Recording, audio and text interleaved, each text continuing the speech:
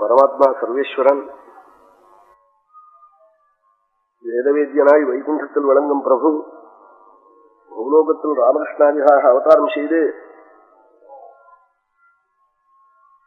வேதத்தில் சொல்லியிருக்கும் தர்மங்களை எல்லாம் உலகத்துக்கு நடத்தி காட்டினாய். அப்படி பகவான் அன்னைக்கு அவதரிக்கலன்னா வேதம் என்ன சொல்லியிருக்குன்னே நமக்கு தெரியாது, வேதமே போயிருக்கும். பகவான் அப்ப வேதத்தை ரட்சிச்சாய். வேதாயுகத்துல ராமாவதாரம், கிருதயுகத்துல நரசிம்மாவதாரம், துவாபர யுகத்துல கிருஷ்ணாவதாரம், கலியில அவதாரம் இல்லை. கல்கி பிறக்க போறா திருநெல்வேலி ஜில்லாவில கடைசியில. அது ஒண்ணும் நமக்கு பிரயோஜனம் இல்லை. கல்கி பிறக்க போறது இந்த கலியுகத்துல இருக்கிற நமக்கு ஒன்னும் உபகாரம் இல்லை. இங்க இந்த சம்பள கிராமத்துல பிறக்க போறான்னு சொல்ற. விஷ்ணுஷத்துன்னு ஒரு பிரம்மாவுடைய வீட்டுல அது கிருதயுக ஆரம்பம். அப்புறம் கிருதயுகத்துக்கு அது உபயோகப்படும். கஷ்டப்படுற நமக்கு அது பிரயோஜனம் இல்லை. நமக்கு பகவத் குணமும் சாதுக்குணம் தான் கட்டி விட்டாள் கலியில. 10 காலிகளா ராத்திரி அடிச்சு உத்தர ரத்த விளாரா பண்ணிட்டு தெருவில் சண்டை போட்டான்னா 10 மணிக்கு ஆரம்பிச்ச சண்டை 1 மணிக்கு பூர்த்தியாச்சு. அவன் சண்டை முடிஞ்சு படுத்து போட்டான். அவன் ரத்தத்தை தொடச்சுண்டு அதுக்கு மேல ராத்திரி 2 மணிக்கு போலீஸுக்கு தெரிஞ்சு அவ மறுபடியும் தூங்குறவனை எழுப்பி கேஸ் பதிகிறா போல கல்கி அவதாரம்.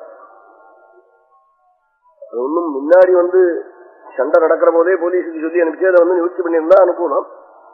அப்ப சொல்லாம சண்டை முடிஞ்சதுக்கு அப்புறம் போலீஸ் சொல்லி அவ கேஸ் பதிகிறா போல கல்கியினுடைய அவதாரம் நமக்கு பிரயோஜனம் இல்லை.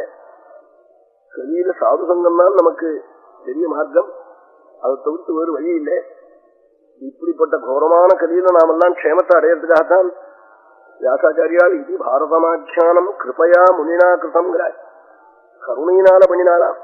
நிமிஷே பாபம் பண்ணுவானாம் கலியில. இந்த பாபத்தெல்லாம் அள்ளி கொட்டுறதுக்கு முனிசிபாலிட்டியால முடியாது, லாரி வச்சு அள்ளி கொட்டினா முடியாது, பாரதம் காட்டாதான் முடியும். பாரதத்தை தவிர வேறு மார்க்கமே இல்லை. ஏன்னா பாக்கி யுகங்கள்ல எல்லாரும் ஜபகம் பண்ணுவாள், எல்லாரும் தபஸ்விகளா இருப்பாள், பாபத்தை போக்கிப்பாள். கூட்டியில ஒருத்தம் கூட இப்ப ஒன்றும் பண்ண முடியாது. அந்யானி தர்மஜாலானி அபாயானி கலவுயுகே.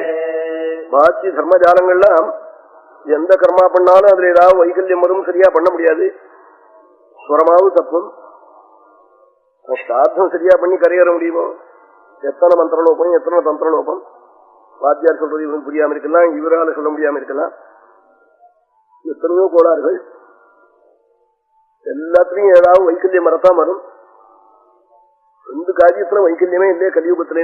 என்ன அன்னதானம் ஹரேத் பக்தி அனபாயம் இது ஸ்ருதம். அன்னதானம் பகவத் பக்தி, இந்த 2க்கும் அபாயமே இல்லைன்னு. பகவான தியானம் பண்றதோ, பகவத் கதை கேட்கறதோ, நாம சங்கீர்த்தனம் பண்றதோ, இது ஒன்றும் வைக்கல்யம் வந்துவிடாது.